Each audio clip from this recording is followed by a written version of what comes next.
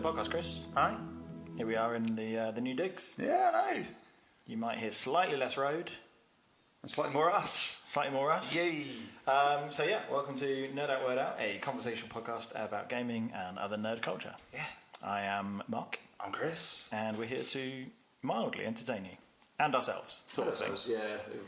We get something out of this. So this is part two. This is part two of part one, which... Of part two of two. We wasn't planning to do this in two parts. I had this great idea where we were talking about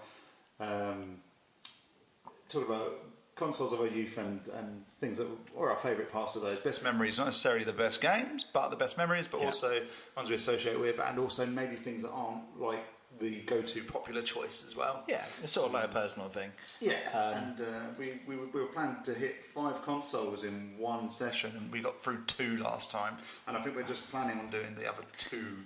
You were planning on doing 5 consoles and what you've been gaming. Yeah. And I was like, I don't think we can do what you've been gaming, Chris. And then, an hour later, we'd only done 2 of the 5 podcasts. Yeah. Without further ado, do you want to go straight on to console number 3? Console number 3 is the PS2. The PS2. And so the idea, let's round this up quickly for people. Okay. It's consoles, I've owned loads of consoles, early, late, and during the time that they were... Oh, no, but I always had something current. All right.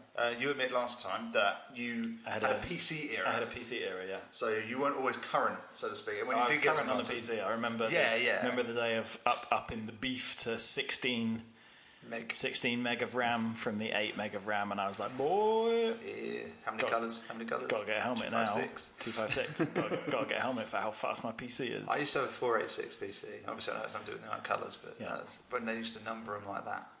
386, 486. Yeah, I was like, when's the 586? No, it's just going to be a Pentium now. Yeah, exactly. And now no one understands how everything works. Anything that nobody understands if the word Pentium anymore. If it's not an i3, 5 or 7, everyone's like, I don't know. Yeah, I looked at the specs the other day because I've got mine's on i5. Yeah. And it was like, it's if it's an Intel i5 or whatever, then this, that, and the other. And then it started being, if not, it could be something else. I was like, what's that? Yeah, I couldn't even tell you some of them, and they're probably people that would scream at me what you're saying, you know. But like you say, those are the new standards. Those PC jerks. So the idea is that we only actually cross over on a handful of consoles. 5, an actual hand. Yes, and so we're just going to talk about those. So we've both got something to say. Yep. So last week was the Mega Drive, and then the PS1. Yep. And this week we will start with the PS2. Christopher, tell me a game you liked on the PS2. A game I liked on the PS2. A game that I finished on the PS2. Actually, I finished all of my games that I'm going to mention today. I didn't. No, fair enough. Depends what you consider finished. If it's another sports game, you did a lot of sport. I did a lot of sports. You can finish a sports game. And the one that I didn't finish is a sports game. Maybe you should stick to those. A decent Transformers game. Okay. People forget about this. Kind of. Alright, sorry. I made that with different sides of my mouth, but I'm pretty sure this mic's only getting picked up on one there. We've got 2 mics, one for each side of your mouth. It's based on... did you ever play Transformers on the PS2? It's literally just called Transformers. It's not based on the movie franchise. No, I think the only Transformers game I've ever played was the first game that was free on PS Plus. That was gold. I bet it was the one that was done by Platinum Games. Yeah, and that was the one where they were like, "Oh my god, it's just like the cartoon. It's come back. They've used the right voices and stuff." But I've never played any of the movie franchise ones. Neither have I. I heard tell the movie ones that basically it was kind of like one-on-one fighting a lot of the time. Yeah. With robots, obviously, in these very locations. And if you'd pick the story mode, you'd be Bumblebee and you'd fight someone, and then you'd go somewhere else and fight the same person, and then you go somewhere else and fight. There just wasn't enough in it. And to be honest, none of that happened in the film anyway. But then again, you could also say that the films were bloody awful, especially later on anyway. Yeah, I haven't got the same attachment to the source material you have. I don't. Do you know what? I do, but I don't always. I just know it without memory of watching it repeatedly, which must have been what I did. Yeah, but that's what I'm saying. I didn't watch it back then. Yeah. I had some of the toys, but I wasn't really into the cartoon. It didn't really. I mean, the one that came out on the PS2 that I'm referring to is based on the Transformers Energon series, which again I did not watch, to be honest, because that was one of the current series at the time the game came out, which would have been the early 2000s. Yeah. And basically it's a third-person adventure. You are a Transformer. You can be Optimus Prime. You can be Hotshot, I think was one of them. Okay. Red Alert, I think was the other. But basically, you had these little mini Transformers that you could attach to yourself. Okay. And they give you like upgraded abilities. They were all in the idea of that was all part of the TV show that was around at the time. And you basically could transform whenever you wanted. Yeah. You're fighting a lot of relatively faceless enemies, except for the bosses, which were the ones that you might know. Your Megatron and your Starscreams and all that. Yeah. But it was just a beautiful game. When it came out, it was. It was one of those. Towards the end of the console generation, you start seeing stuff that is pushing the console probably as hard as it's going to go. I mean, the style that it was in helped that it was big robots, because it was kind of big plain textures that shine in the right light, and you were like the game kind of was real globe-trotting thing. You're in the jungle and you're in the blooming. So was it sort of 3D but cartoony, or was it? No, it was 3D. It was trying to be real. Yeah. Well, no, it was cartoony, but it wasn't kind of cel-shaded cartoony. Right. So it was done. It was done in the right style. It just looked legit. I'd recommend anyone to look it up, because it looks like something you'd find early on the 360 kind of. Yeah. But it was PS2 only. Didn't go on. The thing with the PS2 and my experience with it is that guys now get used to the fact that everything comes out on the Xbox and the PS4, except for a small selection of exclusives. There was a time when basically pretty much everything was coming out on the PS2, the Xbox, and the GameCube, and they were a bit different quality-wise, but generally the Xbox kind of had the edge on a lot of them on the cross-format stuff, and that's what I played most of the games on. But this was actually a PS2 exclusive. I'm not sure if there's a good reason for that, because but it looked as good as the stuff I was playing on the Xbox, which for somebody like me who notices these things. I mean, a lot of stuff like things like Splinter Cell came on the Xbox first, and they came out on PS2 later. But if you looked at them, you're like, it's cut back. Resident Evil 4 coming out on the GameCube, and then it came out on the PS2 later. It was cut back a bit. There were certain things that those consoles could do that the PlayStation couldn't. One, bump mapping being one of the main ones. This just came out on its own. You basically had some missions. It was quite a hard game. It was pretty brutal. Right. But you upgraded your weapon, you upgraded your shield, and you had so many points. Like, you basically had these guys attached to you, and each one had a points value to them, and you could hold X amount of points. Yeah. I think early on you kind of jumped between each character, but by the end of the game, the only way you could actually get anywhere was to strap as many of these things onto you as you can, the higher level ones. The only person who could do that was Optimus Prime anyway, so you're happy. Multiple strap-ons. Exactly. And it was great. You started off, randomly in the jungle trying to rescue these little guys. As you rescue them, unlock new abilities, and then you move to the next part of the world. You have a fight with one of the big baddies was Tidal Wave, which is a giant baddie. Right. And you had to run in the distance, and it was one of those levels which was quite basic because the boss was so big. Yeah. And you had to run away and slowly shoot him in the face from a distance. And he was just slowly, constantly walking towards you. Yeah. Firing stuff on occasion, but it wasn't that hard to avoid. You was like run, shoot, turn. It's like fighting a tyrant. I mean, that is basically my technique with most bosses. Yeah, and this just get far away and snipe them to the face. Yeah, the only vulnerable part was his face, and you could sometimes, depending on which character you were, you didn't necessarily have sniping abilities. Yeah. So you kind of pistol shooting from a distance, just hoping they would. But it got there because you could see the bullet kind of slowly go. I mean, the shotguns only had a limited range on them, but most things could. Yeah. You had fights with Starscream and blooming Megatron, and there's a bonus at the end of the game if you rescue after you finished it, you finished the story. Which, to be honest, the last boss was just one of the. It took about 20 minutes to take this one guy down, and it was really like touch and go as to whether you were going to do it. He was hitting you as hard as you were hitting him. Like, your bar was going down slow, and his bar was going down slow. And I've tried it about 3 times in a row, and it was. My PS2 was pretty knackered at that point. So it was juddery. Like when I actually beat him, it cut to like a little FMV, and it was just really juddery. And I was like, no, normally I'd like maybe just skip this. I'm going to watch it because it's the end.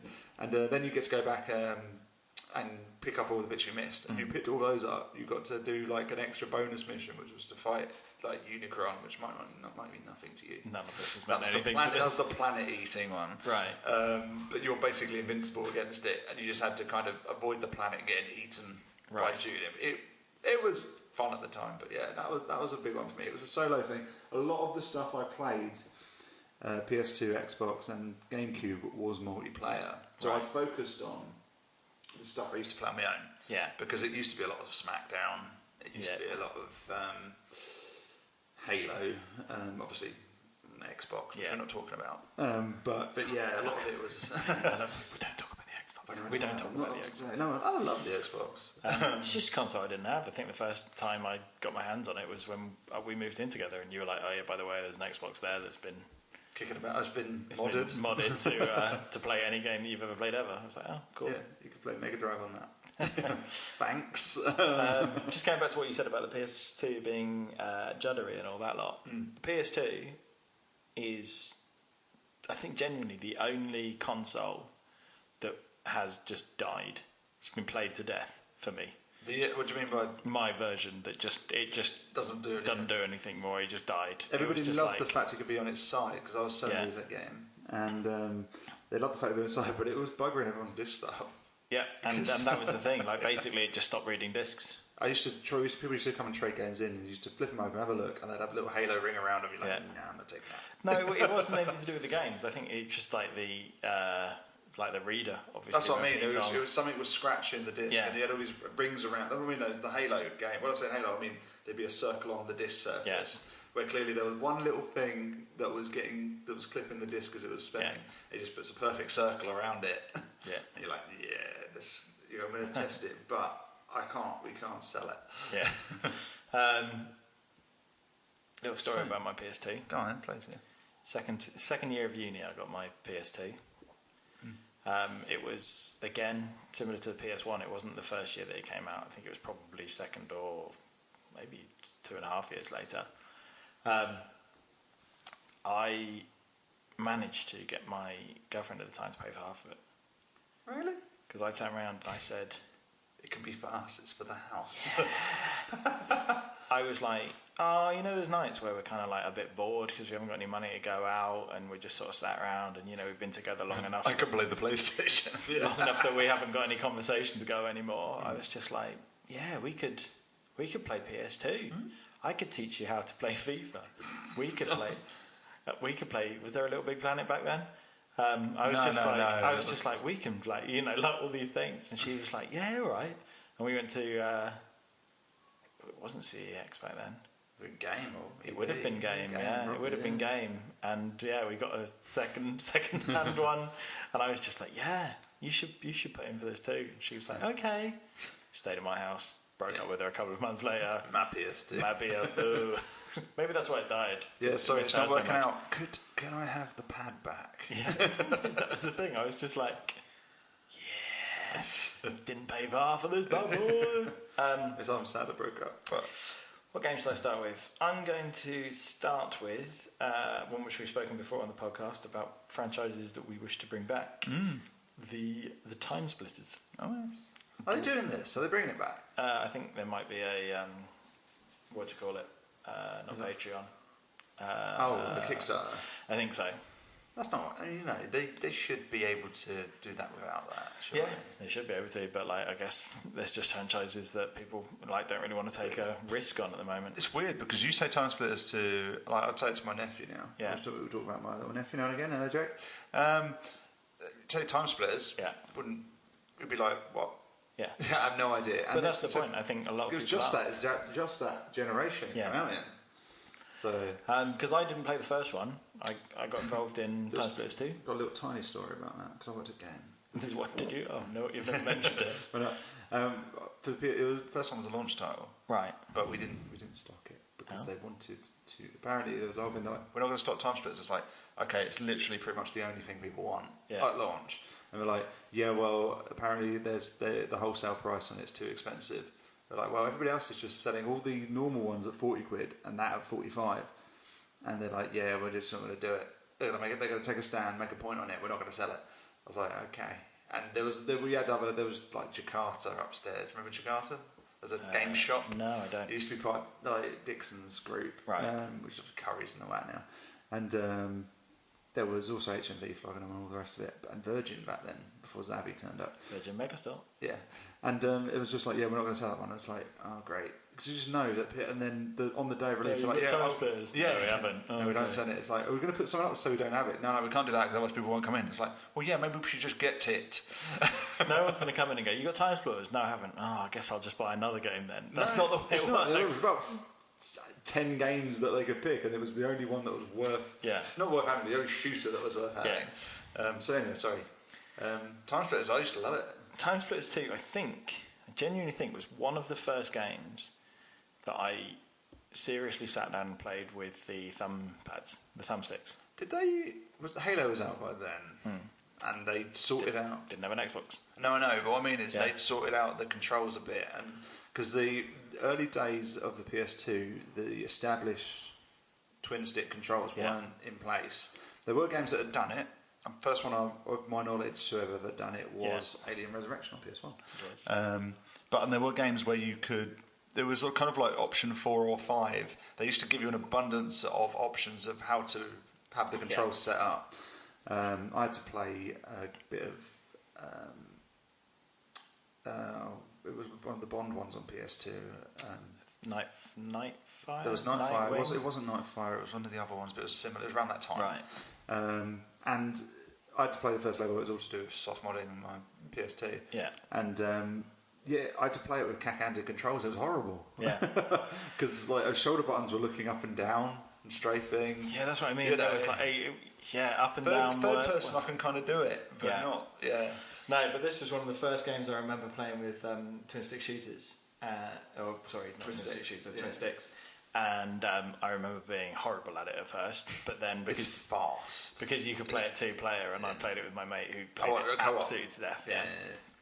Then I was just like, I need to get this game. So then I sort of bought it and played it on my own and stuff like this. And obviously, that was probably one of the first times that I got into a level editor as well. I played the third one, which it was on the Xbox more so. Yeah. But the level editor on that, I made 100 damn levels. To be honest, the amount of times I was just like, I'm just going to make a tower and I'm going to give myself a sniper rifle and then I'm going to put loads of zombies around and just shoot them in the head.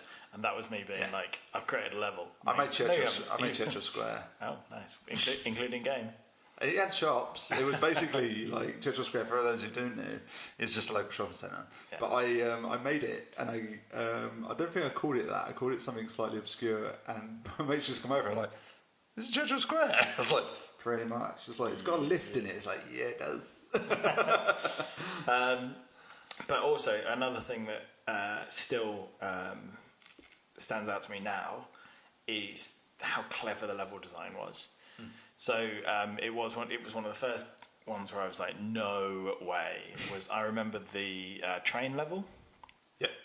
So there's a train level, and it's very standard for computer games. You start one end of the train, you have to shoot your way up to the other end. Get to the other end, yeah. And I remember there's this one point where you basically get pinned down, and you can't do anything. And then basically, whoever's like pinned you down with this like automatic fire gets like shot, and you're just like, what's going on here? Like, gets attacked from the side. You're like, I have no idea what this is. Anyway, he's gone now, so I'll carry on down the level. And then obviously sort of like a couple of minutes later or something, it spins you round to you being the one that saves you from the side. Basically you see your character hiding from the side, and you have to then save it. And I was just like, no freaking way. Whole playing. The premise of Time Splitters is the time travel element, isn't it? Yeah. But that was one of the first times where I was just like, that is clever. That's usually up until then, first-person shooters were find the 3 keys, get through the 3 doors, and then you get to the boss and you have to shoot him. It was the Doom thing, or it was and not being funny, Duke Nukem was exactly the same, as it had boobs and toilets, lots of toilets, and pool, and a pinball table, I think. Yeah. But basically all of the levels were still the same. Find the key, get through the door, shoot the bad guy. So the idea that there was this sort of like linear narrative that put a twist in, I was like, amazing. That's the first of my PS2 games. I'm going to keep the next one of mine brief because we've talked about it 1,001 times, but I could not mention it, and that would be the Kingdom Hearts. I like Kingdom Hearts. I do, we know this. But I didn't play the original Kingdom Hearts until it went platinum, pretty much. The reason I got it was because I got it again, but they did this promotion where normally you were getting kind of budget games like platinum games. We're $5 off with the console bundles, but at one point they started doing this deal where the Sony published games were given away with it. Right.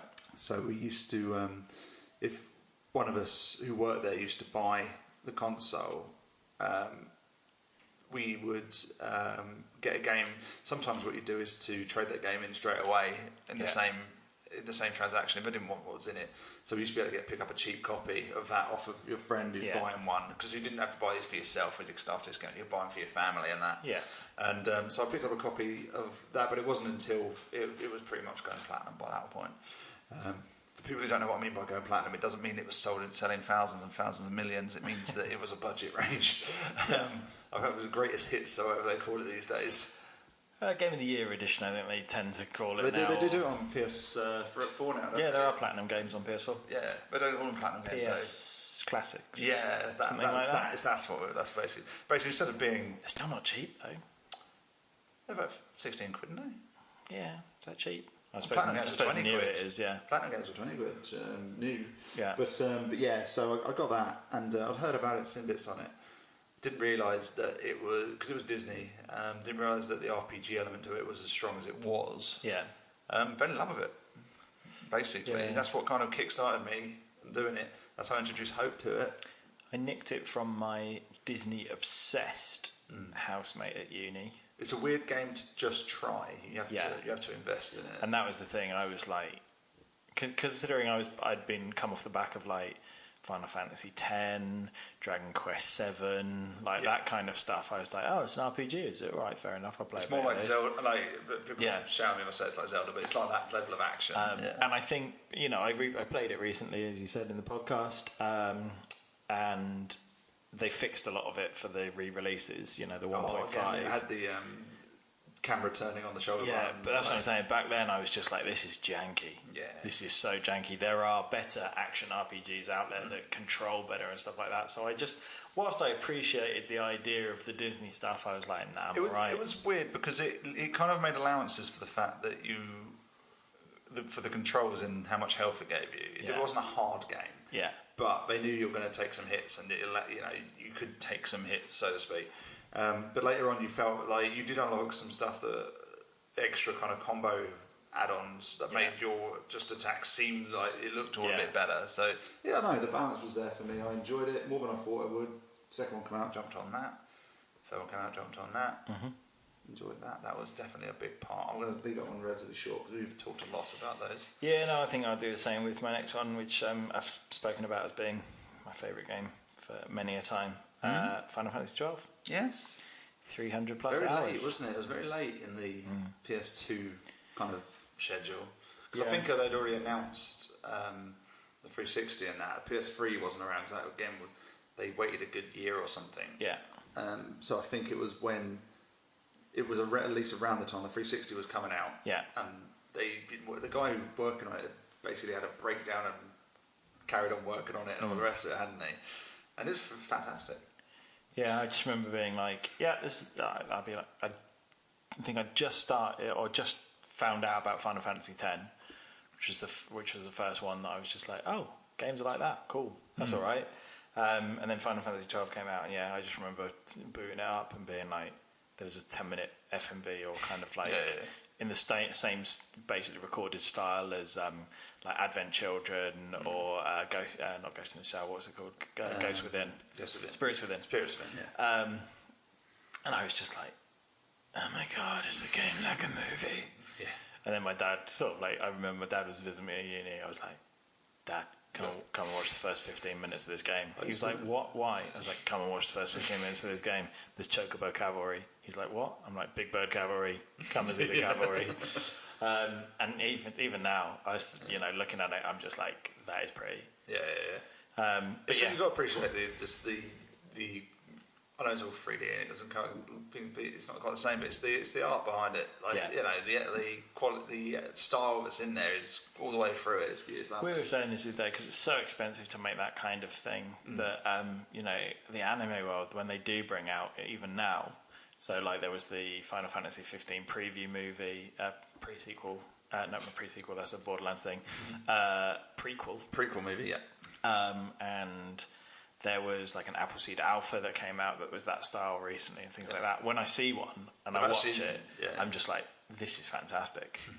And it must cost so much because it's basically like CGI on CGI in a CGI world. Yeah, so it's what makes me laugh at, because it's like, CGI, are they? I don't want to pay the actors, but it's like, no, you've had to record people doing that and people doing the voices. There's twice as many people per person in this movie at the moment. So yeah, it's I think the big diversion for me on Final Fantasy 12 was that it was so different. As you said, you played 10 was the first one you got into. Yeah. Most of the others up until that point, I only really kicked in around Final Fantasy 7, 7, 8. Didn't really do 9. 10 I sat in on rather than played myself. 11 was online, but we didn't get that over here. Yeah, no, I never. I may have got it later, or I might have got it in limited quantities, but it wasn't a big thing. Then 12 played completely differently. Yeah. But it was still good, and the gambit system still was really not been outdone. No, I think it's like it's the best teammate AI. Everyone always moans about crap AI in your teammates, don't they? They always say like, "Oh yeah, you've got to half your job's keeping them alive, when they should be trying to keep you alive." Having given you control of the elements of that was the greatest idea, and I don't know why they haven't. Dragon. I mean, obviously, it makes sense considering it's Square Enix as well. But Dragon Quest 12, I want to say 12, the one that came out recently. It was 12, yeah. Echoes of an Elusive Age. Does pretty much the same thing. But nothing else has, really. Yeah, no, I'm just saying, that's the thing. I was just like, it's taken a while for Square Enix to bring it back. Yeah. But like, now they have, I'm just like, yeah. But so I think, that round is brief because both of those games we wax lyrical about all the time, but they are. They were, yeah. I've got one more. Oh, one more too. That's how it works with 3 each. I've just snuck underneath your notes. Mine's not a world apart from yours. Okay. Don't look at my notes. I just saw it. Sorry, but Outrun 2. Okay. Coast to Coast. Coast to Coast. Do you ever play Outrun 2? I am aware of the Outrun series. Of course. I think did I play Outrun on Amstrad? Would I have played Outrun on Amstrad? You could play a version of it. They came out. Outrun 1 came out on everything. Yeah, basically. It was made by Sega, so obviously Mega Drive was a big thing. But nothing really touched the arcade version at the time. But there was a version of it on everything else on the Master System, and it also came out on all the like the Amstrad. And this is the standard from behind time trial red car on the beach. Yeah. The beach is. I mean, it goes all over the world, coast to coast in this version. But like classically, when you think about it, you think about you've got the sea on one side and the sand on the other. Yeah, exactly. But basically, they did an update in that time.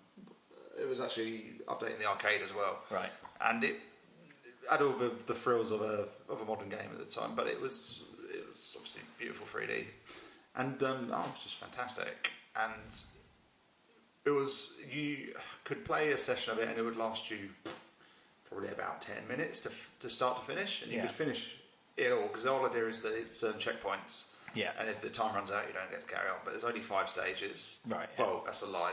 You do 5 stages. But it's like a branching flow chart, if you like, a tree. So at the end of each stage, you pick to go left or right. Right, yeah. And then it doubles up. So first of all, you've got one stage, then 2, then 3, then 4, then 5. So you've got 15 stages there. But you end up doing 5 of them. If you go left, generally it's easier. Yeah. And if you go right, it's harder. And it's got this kind of power sliding mechanic, which isn't far off Ridge Racer, but the camera's always facing forwards. Yeah. So if you do a big power slide, whereas in something like Ridge Racer, you would be looking sidewards, but trying to control control your drift. On this, the car would be sideways, but you'd be looking forwards still. So it keeps that whole kind of, I think they used to call it something like raster graphic effect that was the original, intact. It was weird because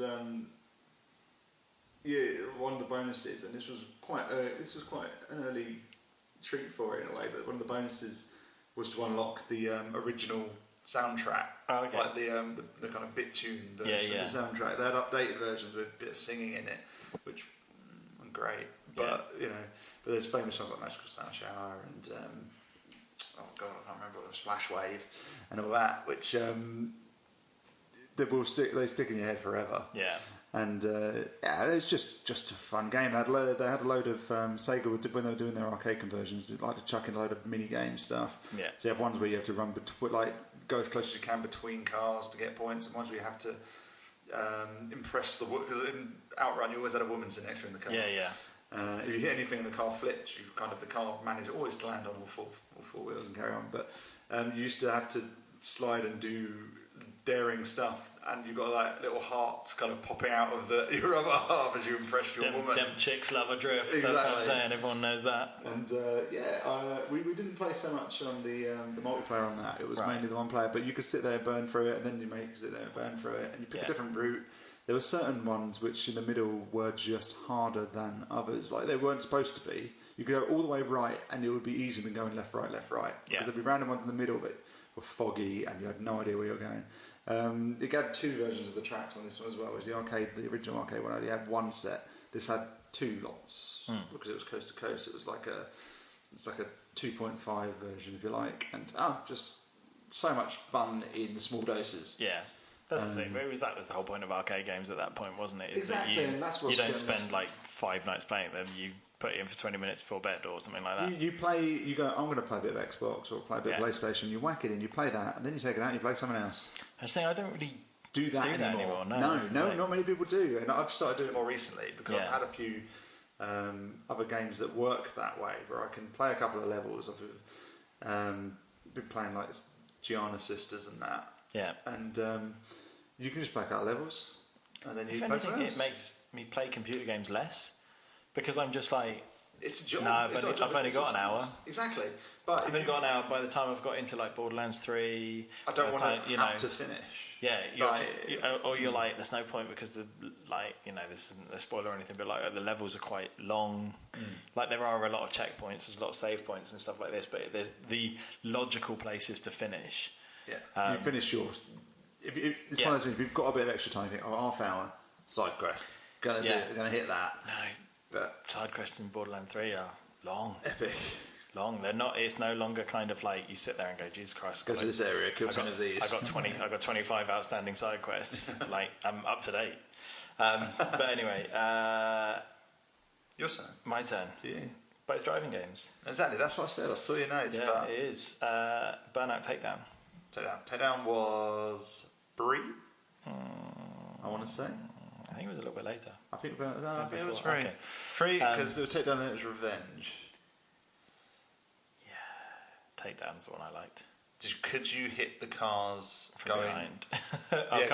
From behind. Could you hit them? No, it was definitely Takedown because Takedown was the one with My Chemical Romance. I'm not okay. Trust me. Well, you could on that one. You couldn't. You could kind of have a brush with the cars, but you couldn't hit the cars from behind. That was Revenge. You could hit in Revenge. You could kind of fire them into. Yeah, no. The other side. You basically had to like drive around the side of them and clip. You could clip a bit of them. You get because in the early ones, the first couple, if you touched them, you pretty much span out or like you crashed out. Whereas you could really kind of go Daytona on it a bit more this one and have a bit of a bump, and as long as it was the sides. Yeah, it was all the sides, or if you clip the back of the side, then they span out in front of you. It was alright, but you could clip the back of the other racers, but if it was traffic, then you crashed. If you touched the other traffic, you were dead. But yeah, so I mean that had an amazing soundtrack. It's beautiful, no? Yeah, and I was literally just like, oh my god, My Chemical Romance is so cool. I'm going to download that song, and I downloaded it on LimeWire and listened to it so much. And then I think I bought the album, and I genuinely still have a guilty conscience because you downloaded it from LimeWire. No, I have a guilty love for My Chemical Romance. Yeah. But yeah, no, my story from that is, and it was ridiculous, and we were drunk, and it was fantastic. This was peak uni game. Yeah. You know, when we were at uni, and there were like 3 or 4 of us in the house. So I lived in a house of 5 people, and I think there was a time where there were like, if not 4 of us, then it was 3 housemates and a couple of mates or something like this. And we used to absolutely smash Crash Mode. Oh, yeah. Getting super drunk and playing Crash Mode. It was people. Like, the thing with Crash Mode, people don't get is like games didn't have this level of extra mini game at that point. Yeah, and that's kind of what it was. It was an extra. And now they've done bits. They've re-released. They've made these standalone ones, but it just works so well as a package. That's the thing. Like, I don't want to go and buy Crash Mode on its own, and I also like the Crash Mode is so broken in Paradise. It doesn't even exist. You can do it anywhere. It's like, no, but it's not. The beauty of Crash Mode was that there was formula. That was the thing. What you were doing. You could just crash into stuff and you'd get some points, but actually the whole point is if I hit off the ramp at this point, I'll hit that 2 times multiplier, and sometimes I've got to be in this point by the time that the log truck comes along, because that will block the whole road and all this lot. And it was always about. I mean, you obviously want to burn away from wherever your standing start is, but sometimes you're like, I'm going to count to 3 and then I'm going to go. That was the thing. There were so many techniques, and what made it amazing is that I can't remember how we got it. I didn't buy it. It must have been someone in the house. Bought a wheel and pedal set. All right, I never tell you what that is. Yeah, and it was so bad that you physically couldn't use it to race. They were generally a bit. They didn't work properly. Like they were quite digital rather than analog, and also they were quite flimsy. It was like you got 2 options: flat out left, flat out right. There was no straight. No, you couldn't just not do anything. So basically, you were always correcting yourself, and you were correcting yourself with the extremes of steering. So it was impossible to race with. But oh my god, was it fun to crash with? Yeah, all right. Sorry, I'm going to cough. Dust. But yeah, we played that for so long. Now I potentially would have on my list, but I played it more on Xbox, hence it didn't fall onto here. But yeah, the beauty of the Xbox version was that you could add your own soundtrack. Could you? Yeah. Well, you could do it at most Xbox games. Yeah. And obviously now it's, to be honest, it's kind of come and gone as a thing, because it was the original Xbox used to be able to whack in a music CD and burn it to the hard drive. Right. Only if it was you couldn't do burnt discs. Yeah, it had to be a legit disc. Disc. And then certain games, most of them, would let you play it as the game soundtrack in where it should be. So to be honest, I had the whole. I had Bat Out of Hell 1, 2, and 3 on there, and my mates, the housemates I had at the time, used to get so pissed off with me playing it, blaring out "Good Girls Go to Heaven" repeatedly as I was bombing it around on road rage mode. But I used to be. Take down as many cars as you can. Yeah, I know it wasn't hard, but also there was no timer, was there? No, I tell you what, because I sussed it eventually, because I got very good at it on certain tracks, and the idea was that there wasn't a timer, but you had almost a damage meter, but it didn't really kick. You could crash 5 times early on, and you'd be okay. But if you I used to get up, I think 63 was my record. Right. And when you got to kind of the 50 mark, it was like, it comes up saying like critical damage. And that means one more crash and the game's over. Yeah. But I was like, I literally haven't crashed and I'm at critical damage now. It's like, if you do so much, I don't know, it kind of like, if you failed a lot early on, it forgave you. But later on, it was like, no, one. After now, it's one. I think they just get to that point where they're like, because it was going on forever, if not, you know. Because I remember the tracks were so forgiving as well, weren't they? Like if you crashed into any oncoming traffic, it was game over. But like there were certain ones. I remember there being one sort of in a forest, grinding the wall. You didn't even need to steer. It would like bounce you around the track. On Burnout 1 and 2, it wasn't the case. Yeah. I think because the big change was on the original Burnout. And I might have this wrong, so I do apologise. Original Burnout, you had to have a full burnout bar in order to actually use your burnout, which is your turbo, basically. I don't know if they took that out on the second one and you could use it as and when you wanted. But if you managed to use a whole bar, it gave you another bar. If you use a whole bar in one go, By the time it got to takedown, yeah, you could use it as when you wanted, couldn't you? it was specific to vehicles. Oh, okay. So the muscle cars, which are the ones you obviously use for takedown because they were heavier, your bar grew and filled based on the amount of takedowns you were taking. Yeah. The racing cars, like the faster you did, there were ones where you were slipstreaming largely and dodge, and certain ones where you were driving down the opposite side of the road. Yeah, exactly. So it depended on what type of car you were in, was how you built up your burnout meter. But you could also use it. It didn't have to be full to use it, did it? You could use it as and when you wanted. Whereas on the original game, it wouldn't work until you filled the bar. Full one, right? Okay. I don't know if in that one or in the second one they kicked in where if you used an entire bar in one go, it must have been kind of in the first one because you had to use the bar basically. But yeah, because you could use it sparingly, you could use it when you want. But if obviously the longer you use it, the faster you're going, the more chance you're hitting something. If you use the whole bar in one fell swoop, it gave you another bar as a bonus, and you just could kind of go on endlessly like that. But you couldn't because frankly you'd smash into something eventually. Yeah. But I really didn't like Paradise. No, I just didn't think that type of game worked in that. It's just not. Yeah, some things just aren't open world. I mean, you kind of had that whole, it's a real road, it's a real motorway, however, you literally can't go down there. And the reason you can't go down there is because we are putting an invisible wall, which is clearly labelled, go this way, don't go this way. But you can glide against that wall and it won't take you out. But you can't go that way. Whereas in Paradise, it's like, no, go wherever you want. It's like, I've just taken the wrong turn and now everybody's finished the race and I'm somewhere else on the map. Oh, the races are so broken. The one that it's just like, pick whatever route you want. You're like, no, it's not how a race works. So you need to give me a track. Exactly. You need to tell me where to go, which road I need to be on. Because all of a sudden, they're taking shortcuts that you're like, is that... Well, I didn't realise it does a really bad way of explaining it, but you follow your indicators.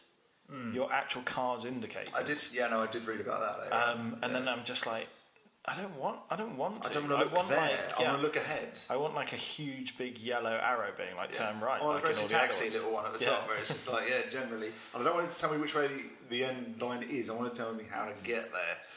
Right. We need to smash the Xbox 360. That's all right, because we're going to start with a game that I know we both have. Yeah, that'll cross, but two birds. Exactly. Bring us back up to where we need to be. And we don't really talk about it that much, because we talk about it all the time. We already started talking about it, haven't we? Yeah. Well, I talked about the third one. Borderlands 2. Head open. Who's your go-to? You've played with all the characters. So, right, I Borderlands with all the characters. That is a slur. Is it? That's a slur, sir. Maybe more than me. I've played 4 characters. I played 1. Two didn't interest me. Who did you try? So who's your go-to? First time I played as Axton. He is the face of it. Because I played Roland the first time. Yeah. So I was just like, Commando, I know how that works. And because I play solo... Were they similar? Were they... Because it was turrets was a special... They both had turrets. They were both like commandos with turrets. Yeah. So yeah, they were pretty much the same thing. And because I play solo, then having the turret was awesome. Because it's basically like having an optional second player. Sure. Then I played as Zero because I love sniper rifles, and he just ends becoming like a sniper rifle. Everything's one shot, one kill. It's great. Yeah.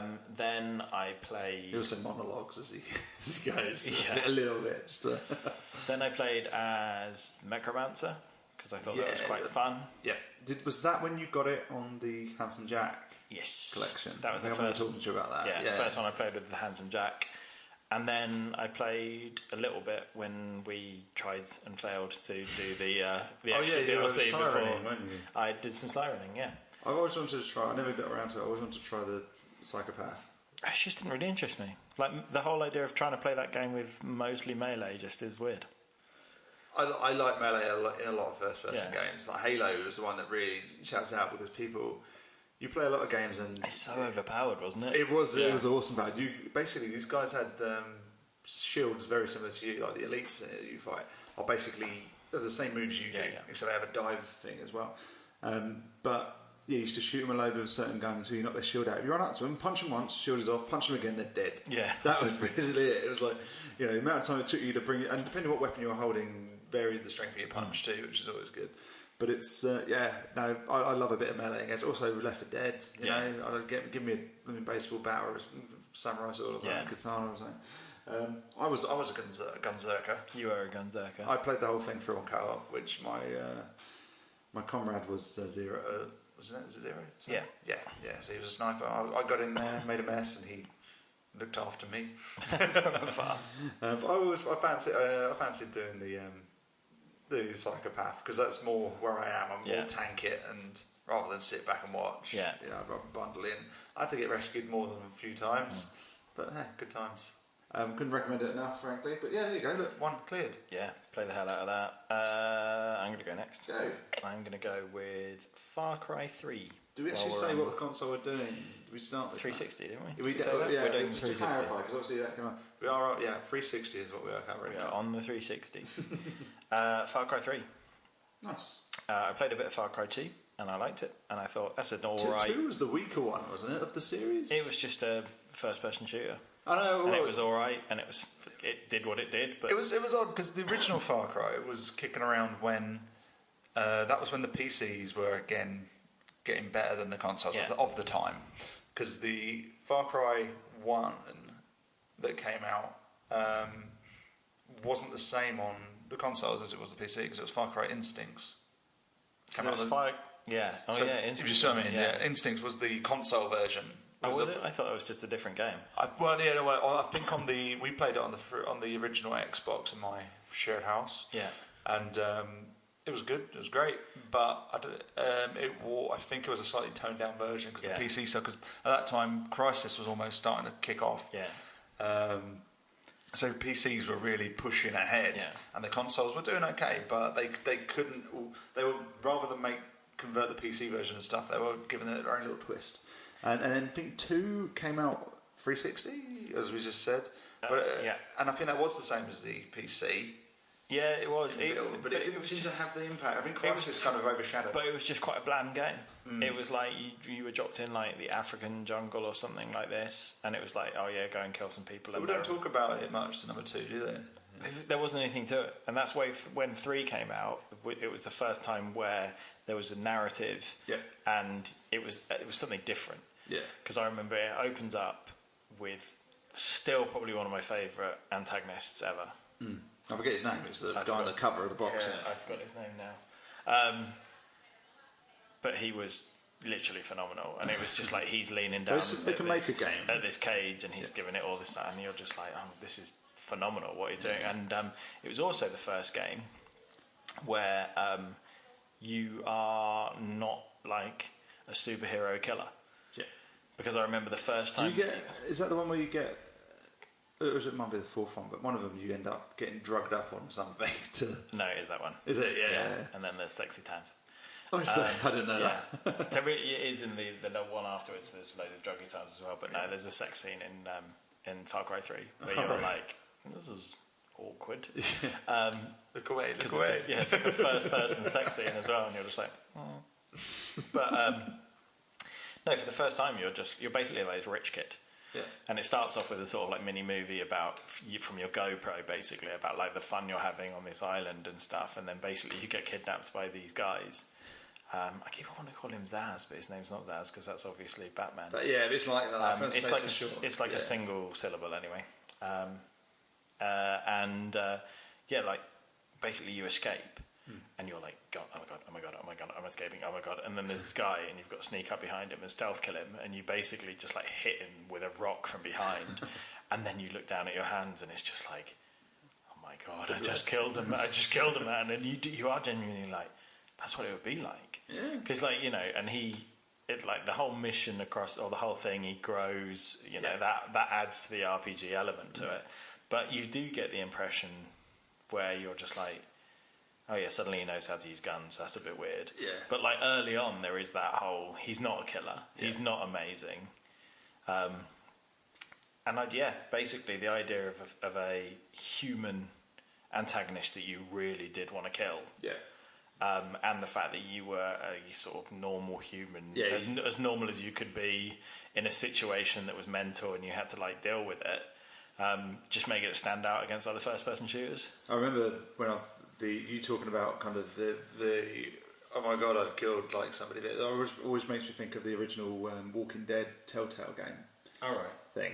and there's a bit early on in that where you kill your first zombie, and it kind of you kill it and it comes back, and then all of a sudden there's a button. It's like press circle, and you beat it, and you're like, it just keeps saying press circle. You're like and you just kind of just go like wailing on this thing, and it's just like, yeah, that's pretty much what I do. Vass. That was it. Vass. There you go. Yeah. Come back to you in a blinding epiphany. But just to add, spoilers. A massive down point of that is that after playing like 30 hours of that game, and you finally get to fight him. Yeah. It's a fucking quick time event.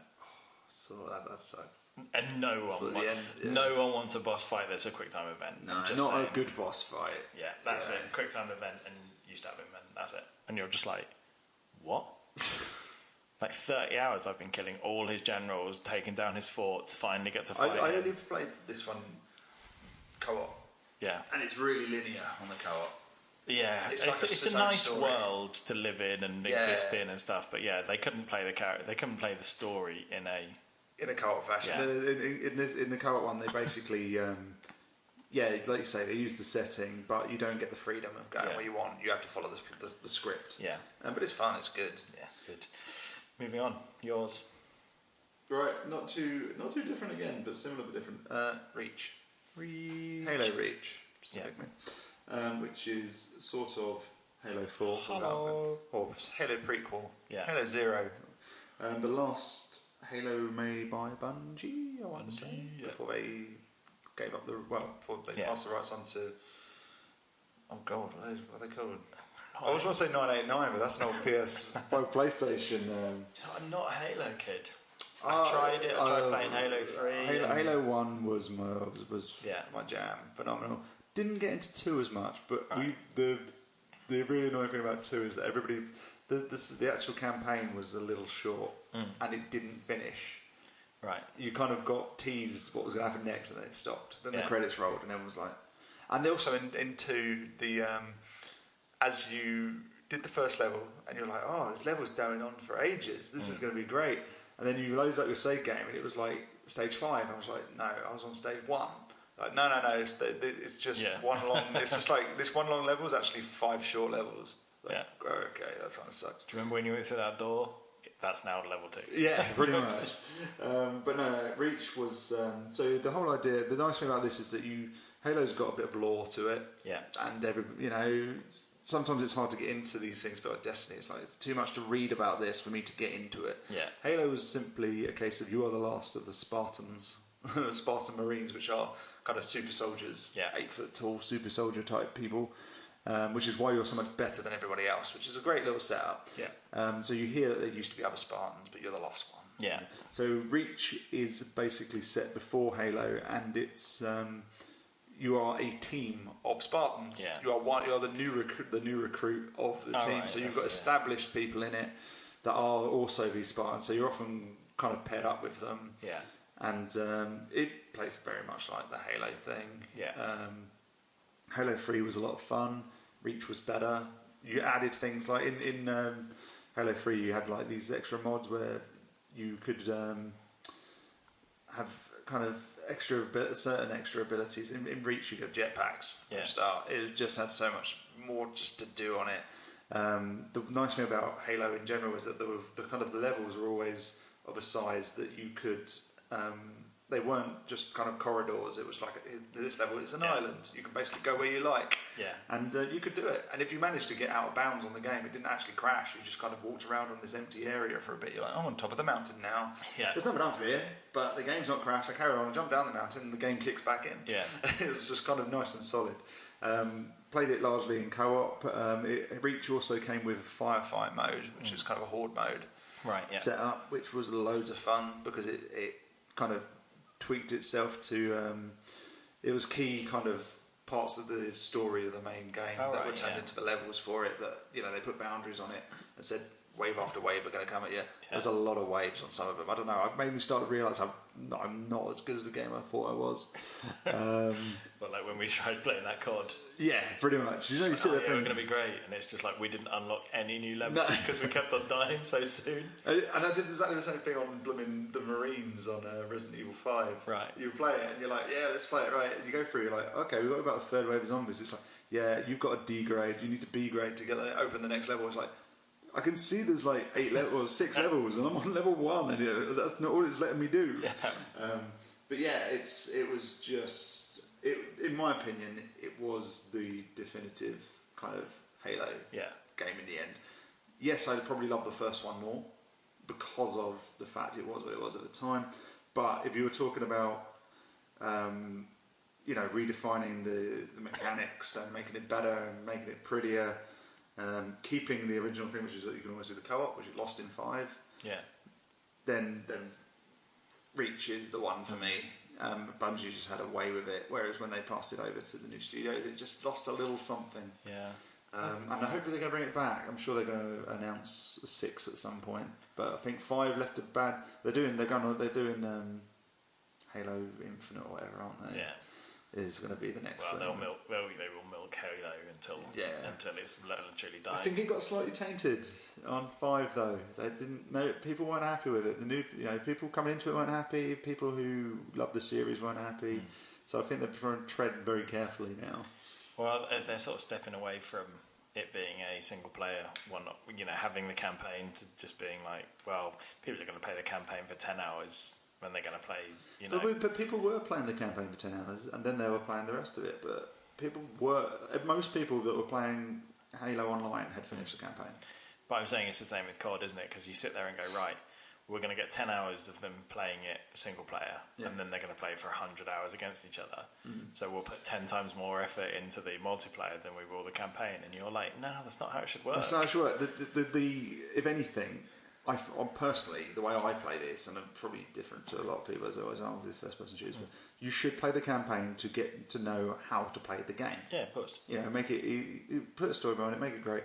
Titanfall did it. Titanfall 2. Titanfall 2 is basically the longest, tutorial. Yeah, and it was so much fun. Because it takes you a story, and then at the end, they're like, right, now you've played with every different type of Titan, go and play. Go play. And that's a great setup. I have. Yeah. So it's a great setup. So anyway, last one for you. Final one for me, just because it's technically fantastic, and I can't believe that it's an Xbox 360 game. Huh? GTA 5. Yep, take that. Xbox 360 game that is currently still in the top 10. Yeah. Selling games. And it came out on PC how much later than 360? Yeah. I mean, don't get me wrong, it came out a long time ago, but it. Yeah. But it's a 360 game. Yeah. I know it isn't. It wasn't as pretty back then. You can see the difference between the next gen consoles. But it's one of those 360 games where if you're looking at it's just things like pop up and stuff that let it down. But it was all there. That's what I'm saying. All the elements were there. Yeah. The world was as populated. Yep. The graphics were, not completely shiny, but they were still amazing. They're great. Yep. The story, the way that it plays with that 3-person. Sort of roster. Yeah, we jump between. No other game does that. And that's when 4 came out, it was almost like they were trying to remake GTA 3. Yeah. Which was obviously more like, in theory, a bit like GTA 1. They wanted a real city rather than making it like quirky like the 80s, or making it kind of a bit grittier like kind of the California kind of setting. They were going for the kind of big city. A bit corrupt. Yeah. They were going for all that, and it just was a bit watered down. It felt good, but it took you back to basics. It stripped you back. Whereas 3, they were like, okay, some bits are stripped back. For the things you've got to remember is that you had GTA 3, then you had Vice City, and you had San Andreas. But they were adding stuff every time to that. They didn't take away. They added every time. And then 4 came out and they stripped it back to 3 again. That's the thing, and like. So I think they added like bikes or something. We've spoken about it again loads. This whole idea of like an open, empty world. Yeah. It was a huge world in 4, but it just felt like you're just like, yeah, great. I can drive for miles on this road. But there's no shops I can go into. No. There's no businesses I can buy. There's no people on the street. Yep. There might be a few cars and a few cops, but you're just like, we're meant to be in like one of the most populated cities in the world. Yeah. Why is there no one on the sidewalk? Yeah. Do you know what I mean? And they didn't, sidewalk, and so American. but they didn't add much. I mean, they did a couple of DLCs for 4, but they didn't add that much. Not like they did for 3, if we include all 3 of the games. And 5 just all of a sudden pulled everything out of everywhere, didn't it? Yeah. It just they did the proper real deal. We're like, okay, 3 people, different places. You can play as them differently. We talked about that before. How, you know, you can. If you just want to mess around, you're going to be Trevor. Yeah. Really, that's like that, and it feels acceptable. All the stuff you can do, the buying the properties back and stuff like that. You can, and the rest of it. It didn't do everything the earlier ones did, but it did so much more than they did. Yeah. So it's also, I would say, the only game of that length that I've ever played 3 times. Yeah. Yeah. There's definitely no other games that I've like put that much into. I've not played it. It's criminal how little I've played it, to be honest. But yeah, Chris, bring us home. Bring us home. Last one. Ready for this? You're ready for this? A series that we've completely neglected, given its prominence in both of those. Oh, he's building it up. Guitar Hero. World Tour specifically. Which was interesting that you've gone with Guitar Hero. Yeah, why is that? I would have gone the other way. Rock band. The reason I say Guitar Hero is that my 360 was a gift from my wife. My wife. Along with the entire band of World Tour. Oh, World Tour, yeah. World Tour was good. Yeah, that's it. And, I mean, I used to play the original on PS2. The reason I didn't put it in the PS2 selection is because it probably more for me belongs in the 360. Yeah. We had 2 guitars in my shared house on the PS2, but we had a band in my house. Yeah. And my wife became quite adept at drumming as a result, which is probably the closest representation of any of those realistic instruments, is the drum kit. Yeah, we smashed out a very drunken New Year's Eve at your house. It was good times. That was good. Yeah, it was. Because there was always someone who had to pull the short straw as the singer. Yeah, that was you largely, wasn't it? I did some singing. We invited a friend over, a good friend of ours, moved to China, haven't seen him for ages, but he's a musician himself. He plays a few instruments. And I downloaded it was actually Rock Band, but you could use the same instruments on them. And we downloaded Can I Play With Madness by God, who's on with Dead Eddie? But you're right. Oh, Iron Maiden. Iron Maiden, yes. And you had to sing in that song. And we were in a flat at this point, and we didn't get any complaints from the neighbours, but we didn't play any songs after that because I was like, you know what? Maybe we might have pushed it with that last one, so we'll really put this down now. But I've killed many an hour on Guitar Hero. Yeah. It's obviously was overdone and seems to have died a death. Tried to make a comeback, not quite made it. No, it wasn't too long ago that I was like, I might just get World Tour. It's about 20 quid now. I might just pick it up and then you really don't need the guitar for it if you're on your own. That's the key. I mean, the rest is great, but there weren't many people that were sitting there playing with the drums on their own, were there? No, I think this is going to sound awful. This is going to sound really pretentious. But if you are a musician and know your way around the drums, playing the drums is really hard because you get penalised for playing extra beats. And you want to play the beat, not what their pared down version is. Sure. So like, unless you go with like super expert mode, which is impossible. Like if you play on easy, you're just like, I played too much there because I'm trying to play the song. But yeah, with the I was always the bassist. I loved the bass stuff.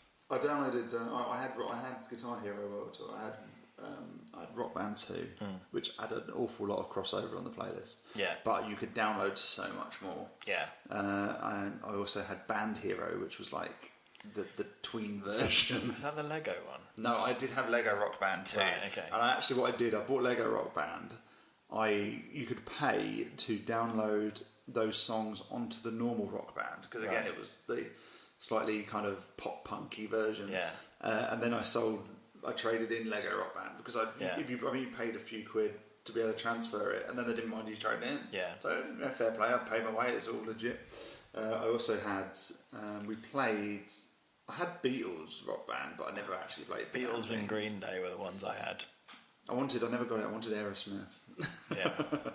Aerosmith was Guitar Hero. Yeah, Guitar Hero, yes. I preferred the kind of the setup to the Guitar Hero ones. I think I got on more with how the game. I mean, they normally look the same, but they didn't quite look the same. Yeah, no, I preferred the Rock Band stuff. I think the Rock Band was better. Yeah, the UI was a bit cleaner, and I know it sounds. You never look at it when you're actually playing the game, but I preferred the art style and being able to create my own character. I think that's what I was happier with Guitar Hero because I was playing with the missus a lot. Yeah. We didn't do that bit. We didn't bother. We literally named our band. We were a 7-car pile up. Right. Which I think is from Scrubs, actually. Yeah. But, we just picked a few songs. She loves. She used to like singing some of the stuff that was on there because they had like. I'll say no, girl bands ain't the right way to put it, but female vocalists in there. So she used to get involved with that. One of them, I think, Spiderwebs was on it by like No Doubt and stuff, and so it was just a bit random. She used to get on there. It was just. I don't know, we played so many of the different versions of it. That was what I got with the 360. That's why my wife bought it for my birthday, so that we could play that together. Yeah. And we did. Yeah, I think it's probably the last party game that I would have played. Mm. And certainly the only party game. Certainly the only party game that I would have ever played on my own. Yeah. Because like the Wii party game, perfect party game, but like no one was Wii bowling on their own. No. Whereas actually if you play Guitar Hero on your own, it didn't feel as weird. It's fun with the Wii because you play it and all of a sudden your mate plays it. Like if somebody like Joe would play it and beat me, it's like, oh, you play it all the time. It's like, do you know what? I don't play this bit all the time. I play it when I play with people because it's fun and it's good. But like you say, you might have one go when you first get it on your own, but then you're playing something like Mario Galaxy on your own. You know, you're playing the stuff that you should be. The party stuff isn't. It's just not as fun. Yeah, and that's the idea. So there we are, we sort of got there in part 2. We've managed to humble our way through the second of the 2 consoles. We did decide earlier on to just bin off the current console because it feels a bit weird doing fondest memory of the current console. We can talk about that when they announce the 5th ones finally, formally maybe. But we also, not as part of this, but at some point we're also going to talk about the PCs. Yeah. We both have very different experiences of our PCs. Yeah, potentially next time. I think we've both got some what you've been gaming to be talking about. I think it's been about a month since we've been talking about what we're getting gaming. Last time we talked about it, I think Hope dominated the entire conversation with what she'd been playing. So let's talk about what each other have been playing next time. I've got a backlog. I say backlog. That's not fair. I've been playing them. It's not a backlog. I've got a backlog of stuff to talk about. I've sunk my teeth into a very new release. Join us next time in a couple of weeks on Nerd Out, Word Out. So we have Nerded Out. And what is that? Boom shakalaka, a boom time. Okay, boom. Thanks for listening. If you've heard our words and are hungry for more, you can find us at nerdoutwordout.com or on Twitter at nerdout_wordout, or you can search our new channel on YouTube.